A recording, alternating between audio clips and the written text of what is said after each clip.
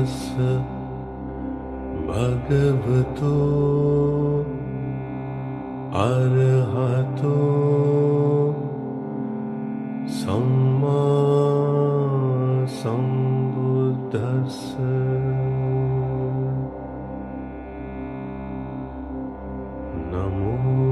නමෝ තස්ස භගවතු අරහතෝ සම්මා සම්බුද්දස්ස.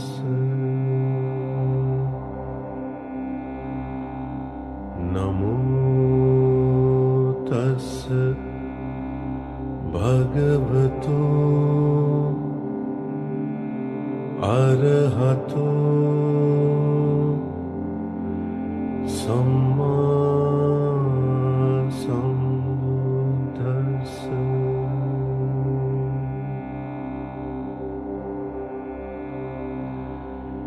එවං මේ සුතං ඒකං සමයං භගවා වාරාණසියං විහරති ඉසිපතනේ නිගදායේ. තත්කෝ භගවා පංචවග්ගියේ භික්ඛු ආමන්තේසි.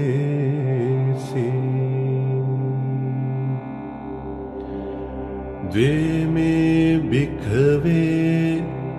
අන්තාපබ්බජිතේන නසේවිතබ්බා යෝචායං කාමේසු කාමසු කල්ලිකානුයෝගෝ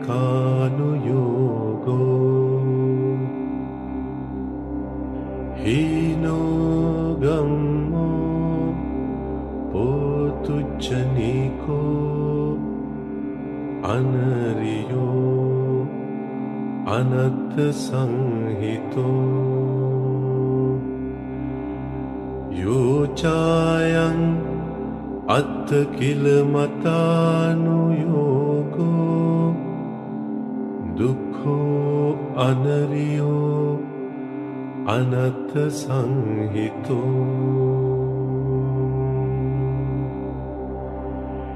ඒතේ භික්ඛවේ උභෝ අන්තේ අනුපගම්ම මජ්ක්‍ධිමා පටිපදා තථාගතේන අභිසම්බුද්ධා. චක්කුකරණී ඥානකරණී උපසමාය අභිඤ්ඤාය සම්බෝධාය නිබ්බානාය සංවත්තති.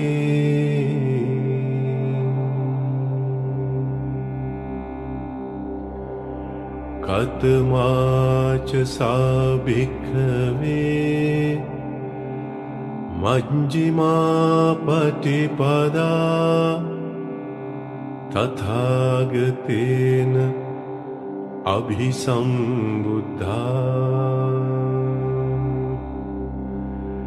චක්කුකරණී ඥානකරණී උපසමාය අභිඤ්ඤාය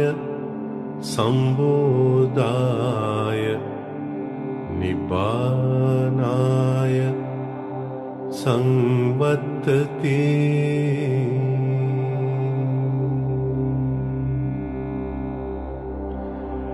අයමේව අරියෝ අට්ඨංගිකෝ මග්ගෝ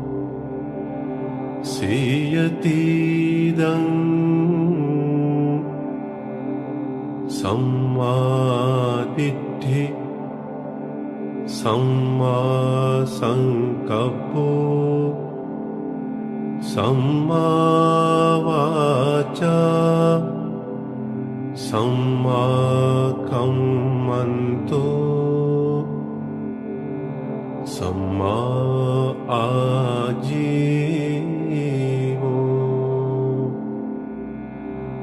सम्मा वायामो सम्मा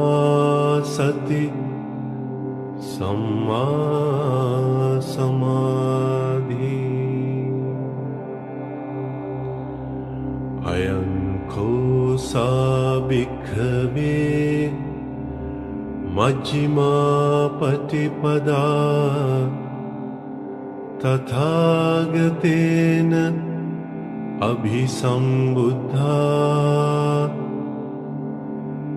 चक्षुकर्णी ज्ञानकर्णी उपसमाय अभिज्ञाय संबोधाय निब्बानाय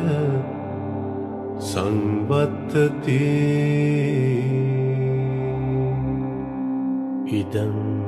खोपन भिक्खवे दुःखं अरिय सत्यं जातिपि दुःखा जरापि दुःखा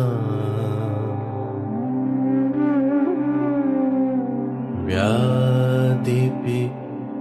दुःखो मरणंपि दुःखम् अप्येहि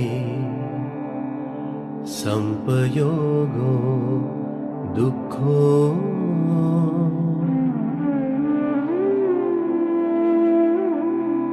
पियेहि विपयोगो दुःखो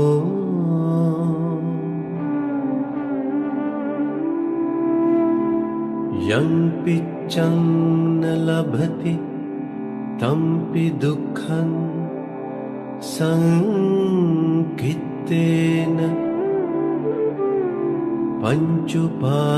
पञ्चुपादानस्कन्धा दुःखा इदं कोपन भिक्खवे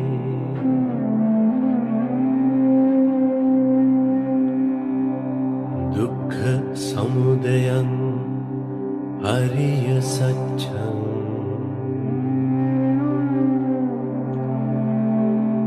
यायं तन्हा पोनो भविका नन्दिराग सहगता तत्र तत्राभिनन्दिनी सीयतीदं कामतन्हा भवतन्हा विभवतन्हा इदं कोपन भिक्खवे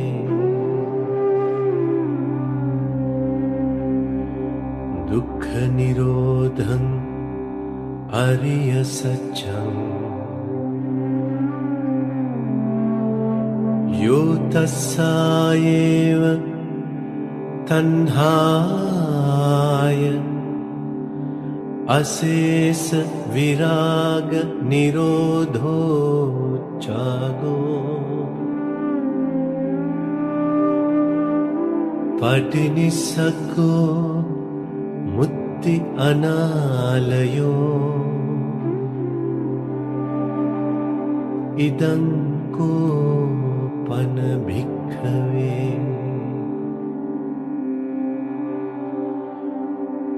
दुःख निरोधगामिनी पटिपदा हरिय सच्चं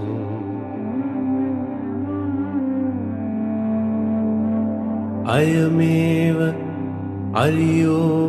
अट्ठङ्गिको मग्गो सेयतीदं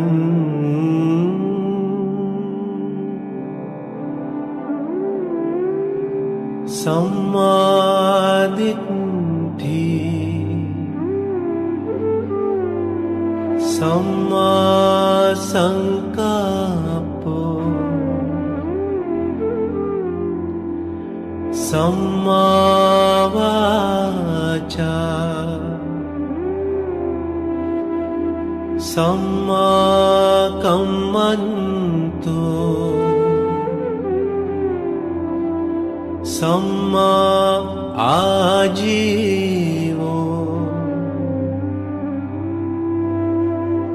सम्मा वायामो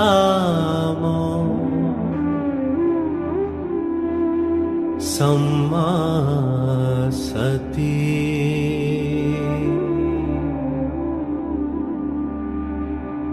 सम्मा समाधि इदं दुःखं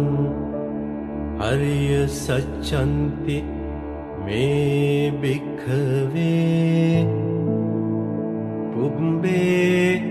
अननुस्सुतेषु धम्मेषु चक्कुं उदपादि ज्ञानं उदपादि पञ्ञा उदपादि विद्या उदपादि आलोको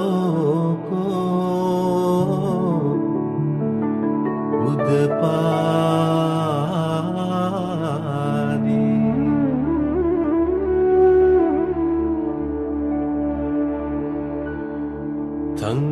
संकोपनिदं दुःखं हर्य सच्चं परिज्ञेयन्ति मे भिक्खवे पुंबे अननुस्सुतेषु धम्मेषु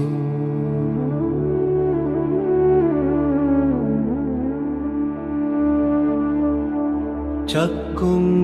उदपादि ज्ञानं उदपादि पञ्ञा उदपादि विद्या उदपादि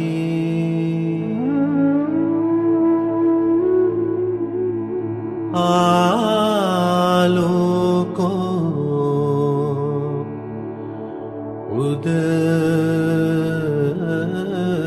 उदपादि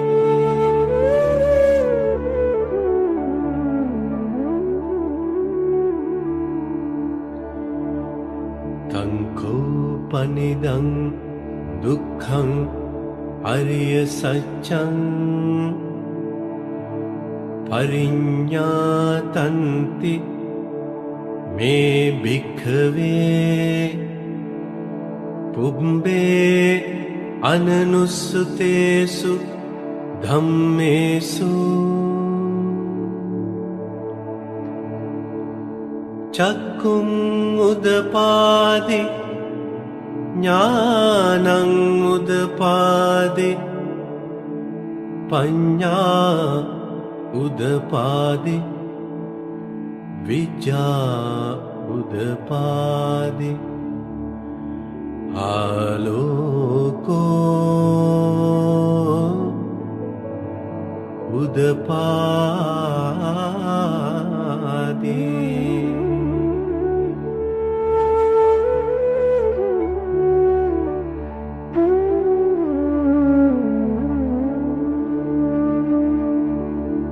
ඉදං දුක්ඛ සමුදයං අරිය සච්ඡන්ති මේ භික්ඛවේ පුබ්බේ අනනුස්සතේසු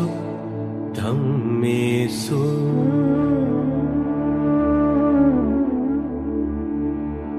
චක්ඛුං උදපාදි ඥානං උදපාදි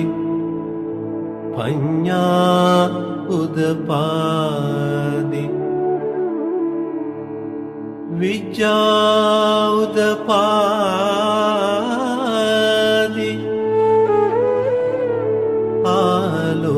ආලෝකෝ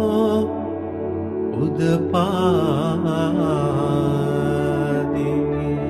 තංකෝ පනිදං දුක්ඛ සමුදයං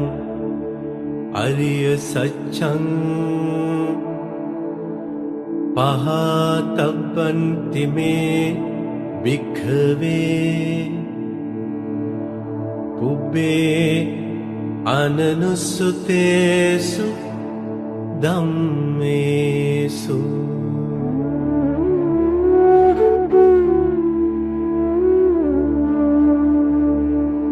චක්ඛුං උදපාදි ඥානං උදපාදි පඤ්ඤා උදපාදි විචා උදපාදි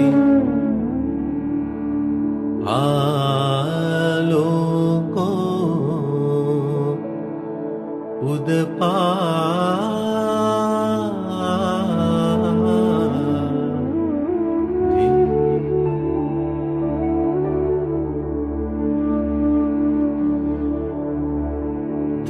තංකෝපනිදං දුක්ඛ සමුදයං අරිය සත්‍යං පහීනන්ති මේ භික්ඛවේ පුබ්බේ අනනුස්සතේසු ධම්මේසු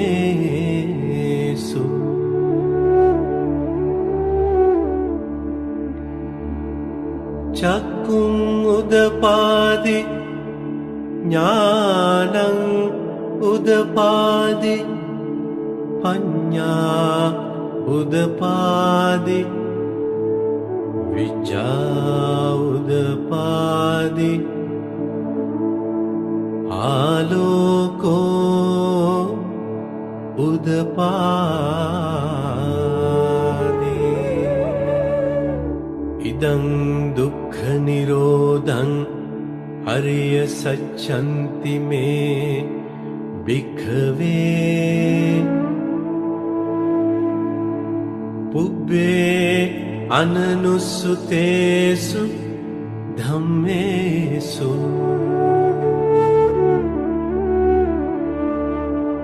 චක්ඛුං උදපාදි ඥානං උදපාදි පඤ්ඤා උදපාදි විචා උදපාදි ආලෝකෝ උදපාදි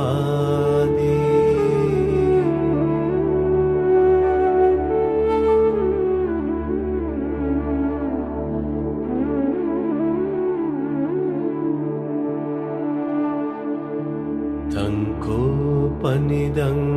දුක්ඛ නිරෝධං අරිය සත්‍යං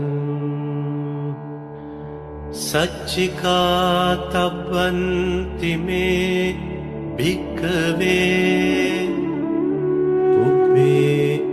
අනනුස්සතේසු ධම්මේසු චක්ඛුං උදපාදි ඥානං උදපාදි පඤ්ඤා උදපාදි විචා උදපාදි ආලෝකෝ උදපාදී තංකෝ පනිදං දුක්ඛ නිරෝධං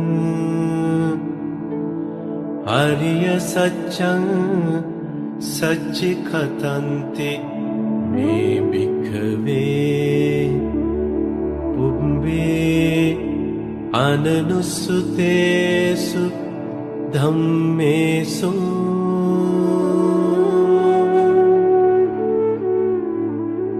චක්කුං උදපාදි ඥානං උදපාදි පඤ්ඤා උදපාදි විචා උදපාදි ආලෝකෝ උදපාදි ඉදං දුක්ඛ නිරෝධ ගාමිනී පටිපදා ආර්ය සත්‍යන්ති මේ භික්ඛවේ පුබ්බේ අනනුස්සුතේසු ධම්මේසු චක්කුං උදපාදි ඥානං උදපාදි පඤ්ඤා උදපාදි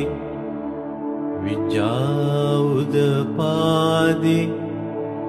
ආලෝකෝ උදපාදි තංකෝ පනිදං දුක්ඛ නිරෝධ ගාමිනී පටිපදා ආර්ය සත්‍යං භාවේ තබ්බන්ති මේ භික්ඛවේ පුබ්බේ අනනුස්සුතේසු ධම්මේසු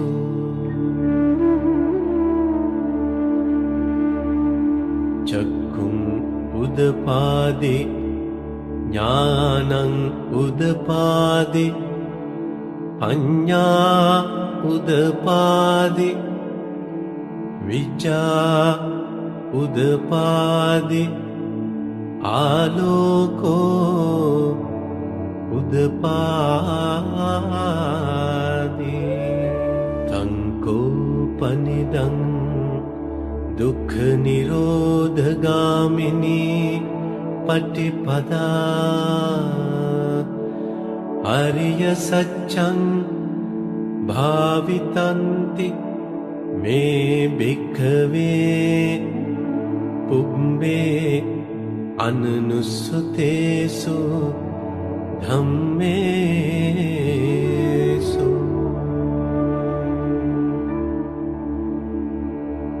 චක්කුං උදපාදි ඥානං උදපාදි පඤ්ඤා උදපාදි විචා උදපාදි ආලෝකෝ උදපාදි යාවකී වංච මේ භික්ඛවේ ඉමේසු චතුසු වරිය සච්චේසු එවන්ති පරිවට්ටං ද්වාදසාකාරං යථා භූතං ඥාන දස්සනං නසුවිසුද්ධං අහෝසි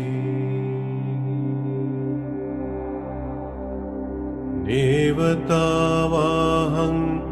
භික්ඛවේ සදේවකේ ලෝකේ සමාරකේ සබ්‍රහ්මකේ සස්සමනක් බ්‍රාහ්මනියා පජාය සදේව මනුසාය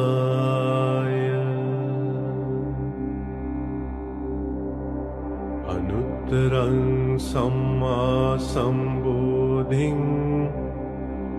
अभिसम्बुद्धो पच्चन्यासिं यतो चखो मे भिक्खवे इमेषु चतुषु आर्यसत्येषु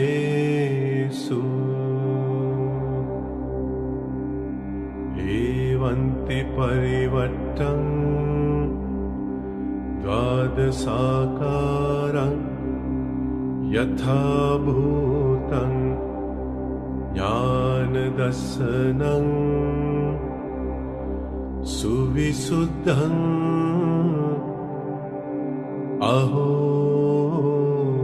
अहोसि अताहं भिक्खवे सदैव के लोके समारके सब्रह्म के सत्समनः ब्राह्मणिया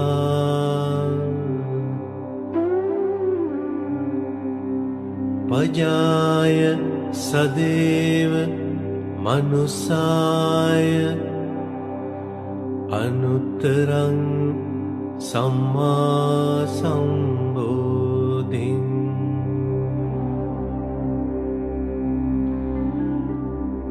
अभिसम्बुद्धो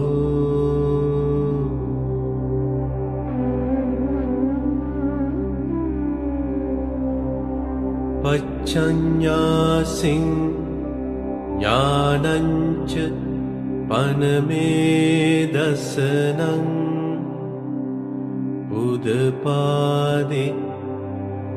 अकुप्पामे चेतो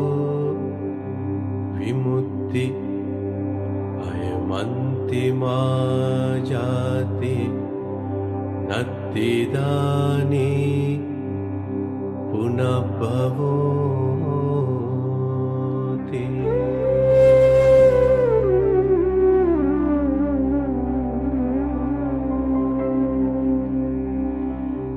इदमवोच भगवान् आत्मना पञ्चवक्या भिक्खु भगवतो भासितं अभिनन्दन्ति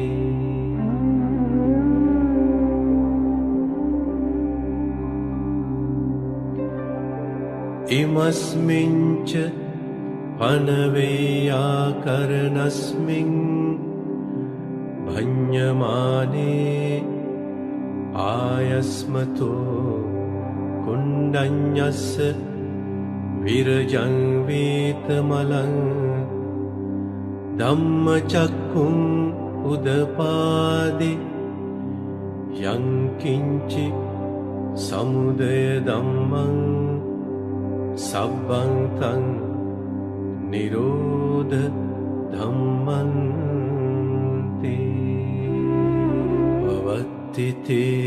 च पन भगवता धम्मचक्रे भूमा देवा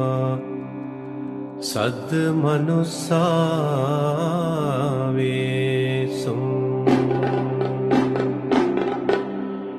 एतं भगवता वाराणस्यां ईशिपत्ने मिगदाये अनुत्तरं धम्मचक्रं पवत्तितं अपतिवत्यं समनेन वा ब्राह्मणेन वा देवेन वा मारेण वा ब्रह्मणा वा केनचिवा लोकस्मिन्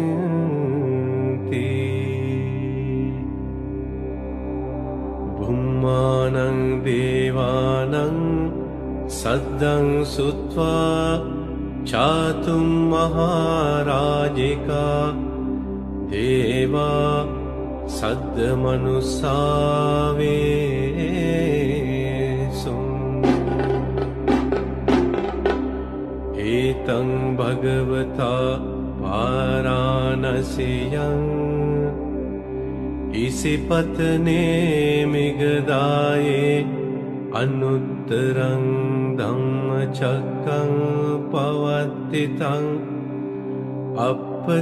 अपतिवत्यं समनेन वा ब्राह्मणेन वा देवेन वा मानेन वा ब्रह्मणा वा केनचिवा लोकस्मिन्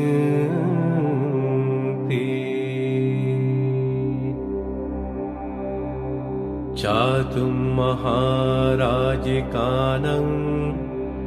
देवानं सद्दं सुत्वा तावतीं सा देवा सद्मनुस्सावेषु एतं भगवता वाराणस्यां इसिपत्ने मिगदाये अनुत्तरं धम्मचक्रं पवत्तितं अपतिवत्यं समनेन वा ब्राह्मणेन वा देवेन वा मारेण वा ब्रह्मणा वा केनचिवा लोकस्मिन्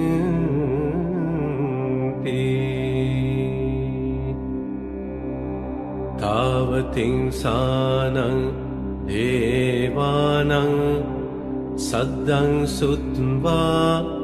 यामा देवा सद्मनुस्सावेषु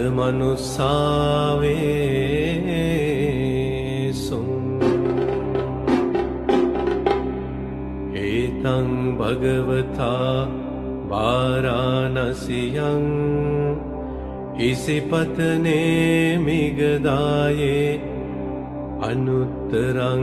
धम्मचक्रं पवत्तितं अपतिवत्यं समनेन वा ब्राह्मणेन वा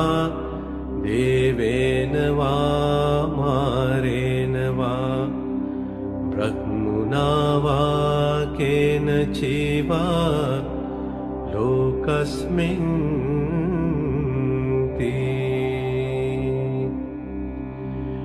यामानं देवानं सद्दं सुत्वा तुसिता देवा सद्मनुस्सावेषु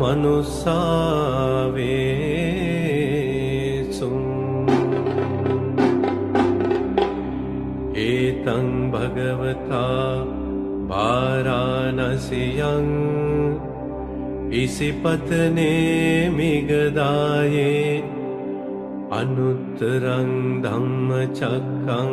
पवत्तितं अपतिवत्यं समनेन वा ब्राह्मणेन वा देवेन वा मानेन वा ब्रह्मणा वा केनचिवा लोकस्मिन्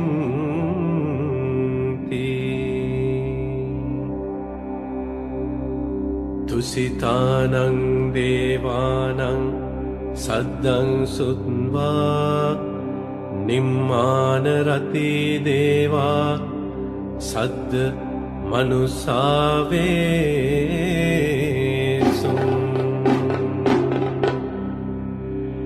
एतं भगवता वाराणस्यां इसिपत्ने मिगदाये अनुत्तरं धम्मचक्रं पवत्तितं अपतिवत्यं समनेन वा ब्राह्मणेन वा देवेन वा मारेण वा ब्रह्मणा वा केनचिवा लोकस्मिन्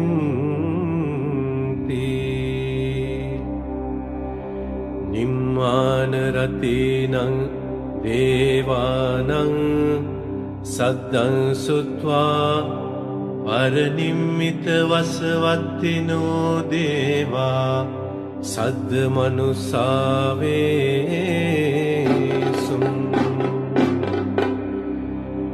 एतं भगवता वाराणस्यां इसिपत्ने मिगदाये अनुत्तरं धम्मचक्रं पवत्तितं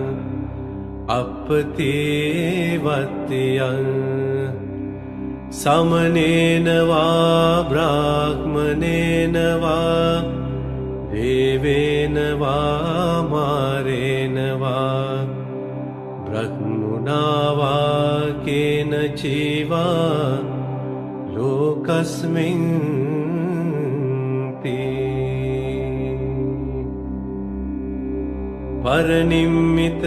परनिम्मितवसवत्तीनां देवानां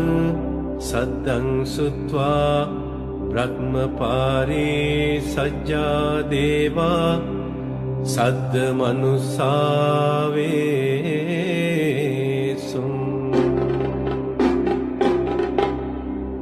एतं भगवता वाराणस्यां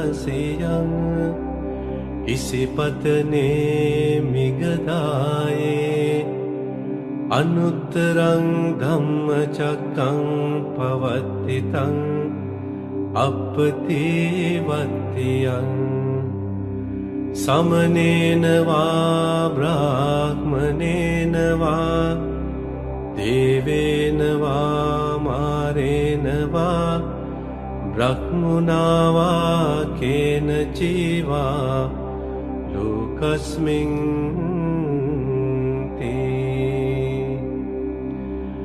ब्रह्मपारी सज्जानं देवानां सद्दं सुत्वा ब्रह्मपुरोहिता देवा सद्मनुसावेसु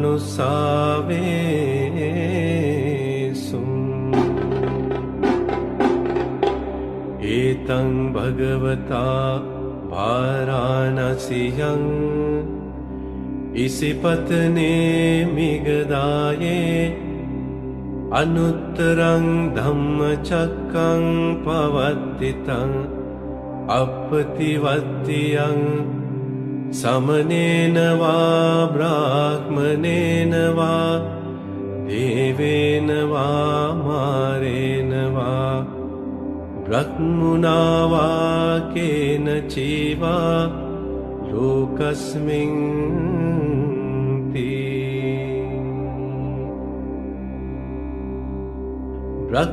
ब्रह्मपुरोहितानां देवानां सद्दं सुत्वा महाब्रह्मा देवा सद्मनुसावेसु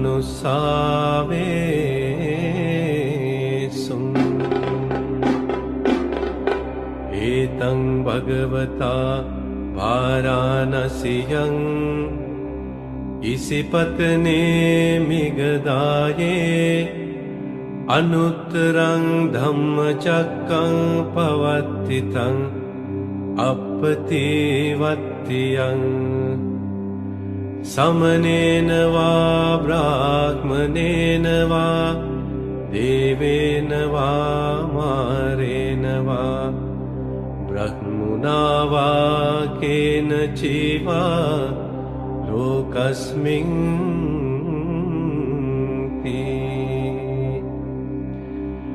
महाब्रह्माणं देवानां सद्दं सुत्वा परित्ताभा देवा सद्मनुसावेसु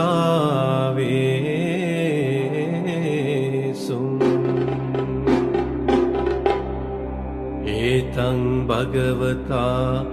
वाराणस्यां इसिपत्ने मिगदाये अनुत्तरं धम्मचक्रं पवत्तितं अपतिवत्तियं समनेन वा ब्राह्मणेन वा देवेन वा मारेण वा ब्रह्मणा वा केनचिवा लोकस्मिन्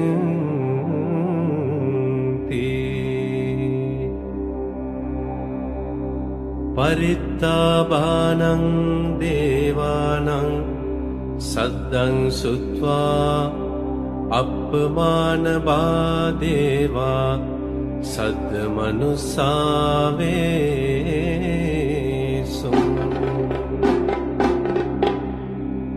एतं भगवता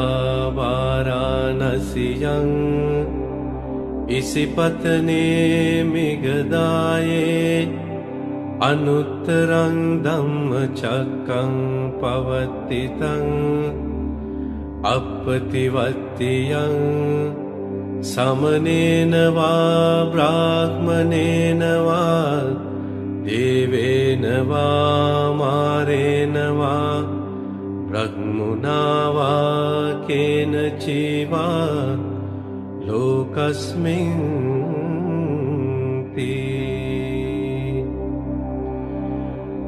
अपमानभानं देवानां सद्दं सुत्वा आभस्रा देवा सद्मनुसावेषु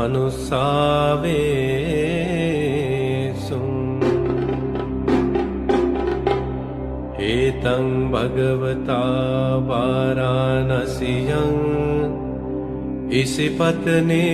मिगदाये अनुत्तरं धम्मचक्रं पवत्तितं अपतिवत्तियं समनेन वा ब्राह्मणेन वा देवेन वा मारेण वा ब्रह्मणा वा केनचिवा लोकस्मिन्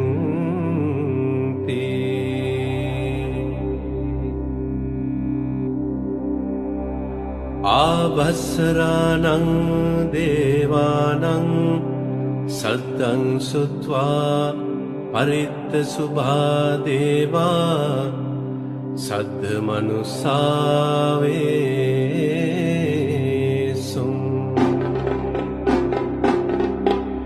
एतं भगवता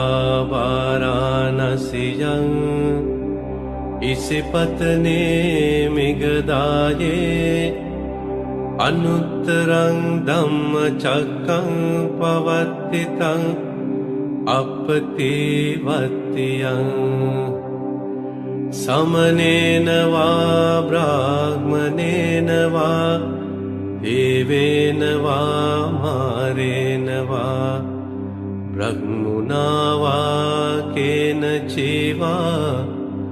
लोकस्मिन्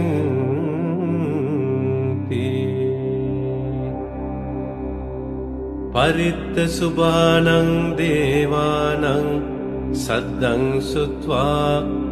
अपमानशुभा देवा सद्मनुसावेषु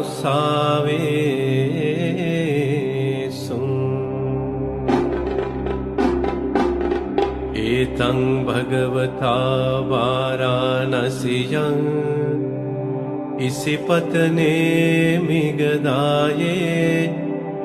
अनुत्तरं धम्मचक्रं पवत्तितं अपतिवत्तियं समनेन वा ब्राह्मणेन वा देवेन वा मारेण वा ब्रह्मणा वा केनचिवा लोकस्मिन्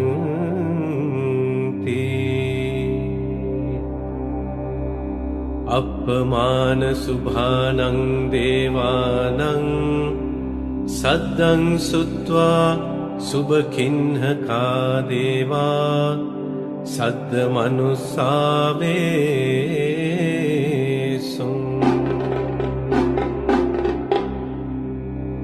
एतं भगवता वाराणस्यां इसिपत्ने मिगदाये अनुत्तरं धम्मचक्रं पवर्तितं अपतिवत्यं समनेन वा ब्राह्मणेन वा देवेन वा मारेण वा ब्रह्मणा वा केनचिवा लोकस्मिन्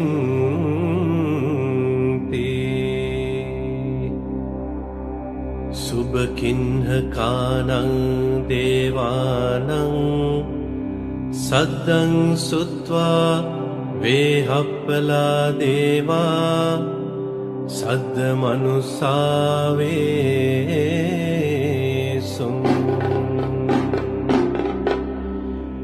एतं भगवता वाराणस्यां इसिपत्ने मिगदाये अनुत्तरं धम्मचक्रं पवर्तितं अपतिवत्यं समनेन वा ब्राह्मणेन वा देवेन वा मारेण वा ब्रह्मणा वा केनचिवा लोकस्मिन्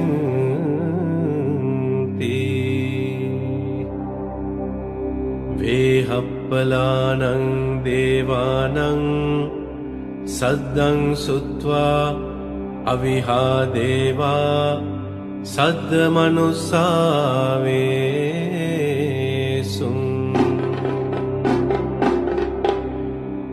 एतं भगवता वाराणस्यां इसिपत्ने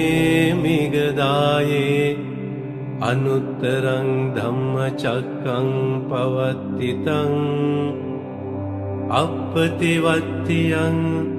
समनेन वा ब्राह्मणेन वा देवेन वा मारेण वा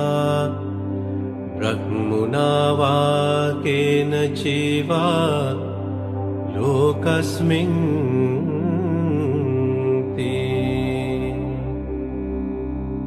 अविहानं देवानं सद्दं सुत्वा अतप्पा देवा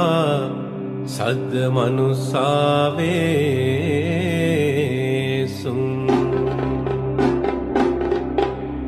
एतं भगवता वाराणस्यां इसिपत्ने मिगदाये अनुत्तरं धम्मचक्रं पवर्तितं अपतिवत्यं समनेन वा ब्राह्मणेन वा देवेन वा मारेण वा ब्रह्मणा वा केनचिवा लोकस्मिन्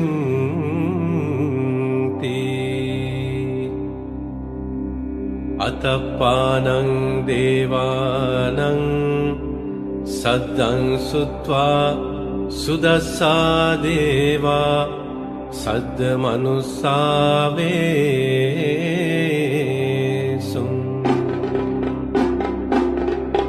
एतं भगवता वाराणस्यां इसिपत्ने मिगदाये अनुत्तरं धम्मचक्रं पवर्तितं अपतिवत्यं समनेन वा ब्राह्मणेन वा देवेन वा मारेण वा ब्रह्मणा वा केनचिवा लोकस्मिन्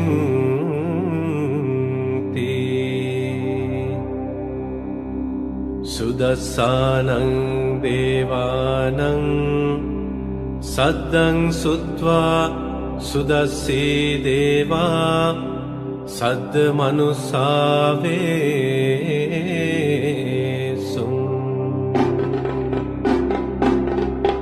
एतं भगवता वाराणस्यां इसिपत्ने मिगदाये अनुत्तरं धम्मचक्रं पवत्तितं अपतिवत्तियं समनेन वा ब्राह्मणेन वा देवेन वा मारेण वा ब्रह्मणा वा केनचिवा लोकस्मिन्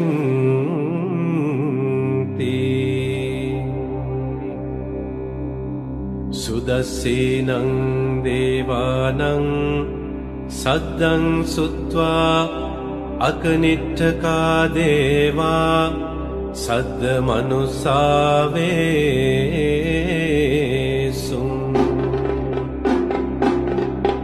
एतं भगवता वाराणस्यां इसिपत्ने मिगदाये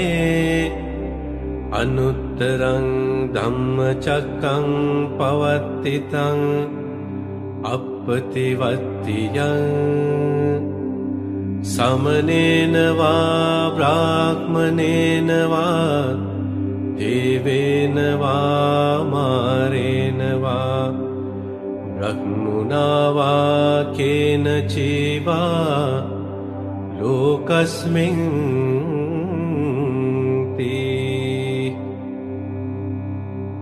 इतिहतेन खनेन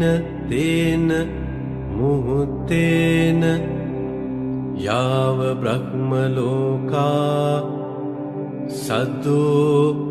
अभुगज्जी अयञ्च दशसहस्री लोकधातु संकम्पी संपकम्पी संपवेदी अपमानोच उलारो ओभासो लोके पातुर्होसि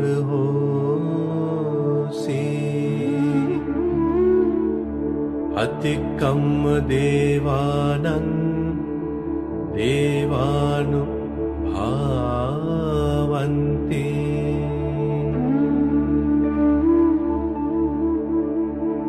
अतको भगवा उदानं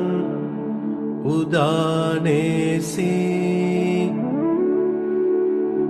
अन्यासिवत भो कुण्डन्यो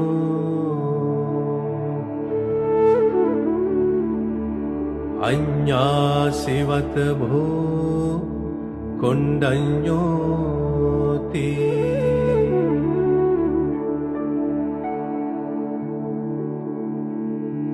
इति हिदं आयस्मतो कुण्डन्यस्य